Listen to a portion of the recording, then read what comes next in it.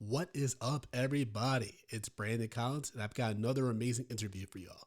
This one is with Radha Blank, who is the writer, director, and star of The 40-Year-Old Virgin, which you can find right now on Netflix. This film is the surprise of the year, in my opinion. It's funny, honest, and most importantly, black as fuck. Please check it out when you get a chance. You can see the full interview with Radha on the AAFCA YouTube page. Lastly, don't forget to subscribe to the Media and Popcorn Podcast on all available podcast platforms. Now, here's my quick chat with Radha.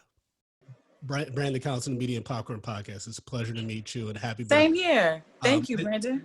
I just want to say personally, because of when this was given access to some of our critics last week, it came at the right time, given everything that happened last week, like the world and everything. I really appreciated this film. Thank you. I also love the humor. I'm a huge fan of dark comedy, and you specifically when you actually choked Josh Whitman. I thought it was gonna be one of those fake outs where it's like that didn't really happen. Then you're like, oh, I actually choked this person out. Can I say something about that real quick? One time I was in a writing group and it was all Black women, and when they read that on the screen, they were like, sis, what if it was a fake out? We come back and it didn't really happen. And I know that these were my sisters kind of looking out for me, and I was like, then it's not going to have the same impact. You know what I mean? Thank you for appreciating that. I have actually not choked a white theater producer yet, but it does become like a catalyst, for the character, you know what I mean? After that, there's nowhere else to go but up. So yeah. Absolutely. And you just talked about a little bit about the writing, because I was curious because you referenced Judd Apatow in your intro and Larry David. I'm wondering how much of the comedy was actually in your script, and how much was improvised with the talent that you had? I'd say 90% in the script. And I have to be honest with you, Brandon, I did not set out to make a comedy. When I knew it was a comedy, anybody heard of Franklin Leonard at the Blacklist?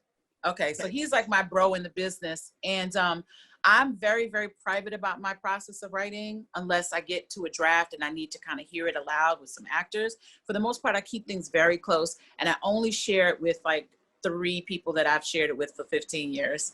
And so when I shared it with Franklin, he's the first person outside of my little small circle of eyes and ears that I shared the script with. And he said he's on a plane, and he said he was laughing so loud that people were like, come on, man, ain't nothing that funny, but that it really was a laugh out loud.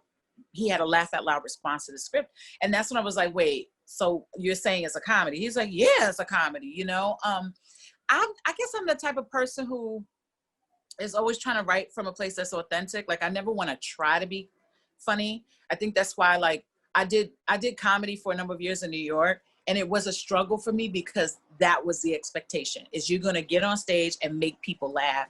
And I found that when I did things like hosting or make music with a comedic lens, that people actually heard me in a different way. If I was at 40 something years old trying to rap about,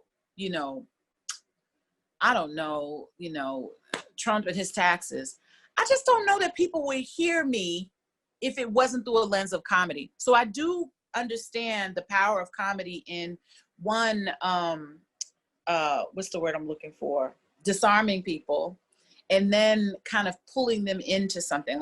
What I say about the film is it does use comedy to pull people into some very unfunny things, whether it's sexism, racism, ageism.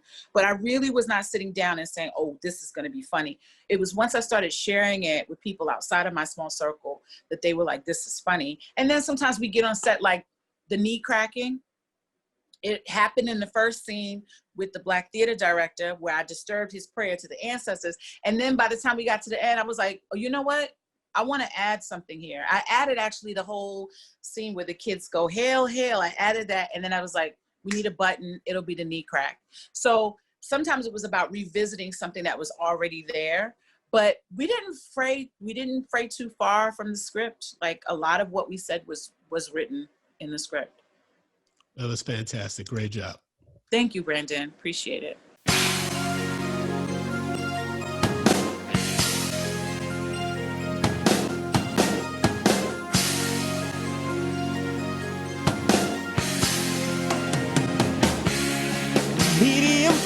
popcorn. We are two niggas spoiling movies. Yeah. Brandon Collins, That's me. and Justin Brown for your movie needs. Medium popcorn. Woo! You haven't seen it, well, we're gonna spoil it. Spoil it in your face. That's your warning. So if you get pissed, it's all your fault.